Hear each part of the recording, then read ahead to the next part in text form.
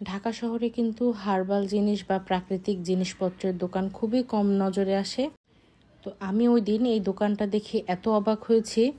এই দোকান থেকে আমি কতগুলো কাচের জার নিয়েছি। সাইজ অনুযায়ী এখানে বোতলগুলোর দাম ওঠানামা করে। কাচের বয়মগুলোর প্রাইস 30 টাকা থেকে শুরু। কমলার খোসা গুঁড়া, মেহেদি পাতা গুঁড়া সহ আরও অনেক কিছু এখানে পাওয়া যায়। এছাড়া আমি চিনি না এমন আরও অনেক কিছু এখানে পাওয়া যায়, যে জিনিসগুলো সাধারণত হার্বাল মেডিসিনের ইনগ্রিডিয়েন্ট হিসেবে ব্যবহার করা হয়ে থাকে। এরপরে দেখলাম এখানে মরিয়ম ফুলও বিক্রি করছে। আমার দরকার ছিল কয়েকটা কড়ি এবং কাচের বয়ম। এই জিনিসগুলো কিনতে গিয়ে আমার চোখে এই এত কিছু পরে ভাবলাম যে আপনাদের সাথেও বিষয়টা শেয়ার করি। সাভার বা সাভারের আশেপাশের মানুষ হয়তোবা জানেন এটা নামাবাজারে, কিন্তু যারা ঢাকায় থাকেন তাদের জন্য বলছি, এটা হচ্ছে নামাবাজারের একটা দোকান। গতকালকে বাড়িতে গিয়েছিলাম। প্রত্যেকবার আমি বাড়িতে যাওয়ার আগের দিন চিন্তা করি যে আমি কালকে খুব ভোরবেলায় সব কাজ গুছিয়ে তারপর চলে যাব।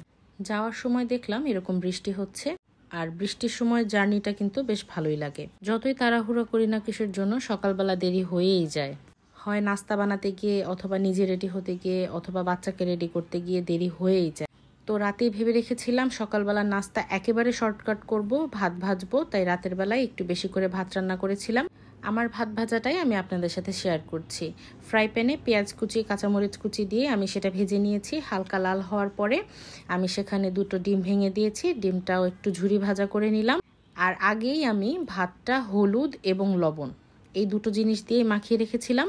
ডিমটা যখন ভালোভাবে ভাজা হয়ে যাবে তখন মাখিয়ে রাখা ভাতটা দিয়ে দিতে হবে। ভাত ভাজার মধ্যে কিন্তু খুব বেশি মশলা ভাল লাগে না, শুধুমাত্র হলুদ, অথবা আপনি চাইলে হলুদটাও স্কিপ করতে পারেন। ডিমের গন্ধের জন্য আমি এখানে গরম মশলা ব্যবহার করেছি, আপনারা চাইলে ধনিয়া পাতাও ব্যবহার করতে পারেন। ছোটবেলায় খুব আম্মুর তৈরি ভাত ভাজা খাওয়া হতো। তো এই খাবারগুলো হচ্ছে নস্টালজিক খাবার। এছাড়া এই খাবারগুলোর মধ্যে যত বেশি কনফিউশন আপনি ব্যবহার করবেন, যত সাদামাটা রাখবেন, ততই ভালো লাগবে। সবাই ভালো থাকবেন। আল্লাহ হাফেজ।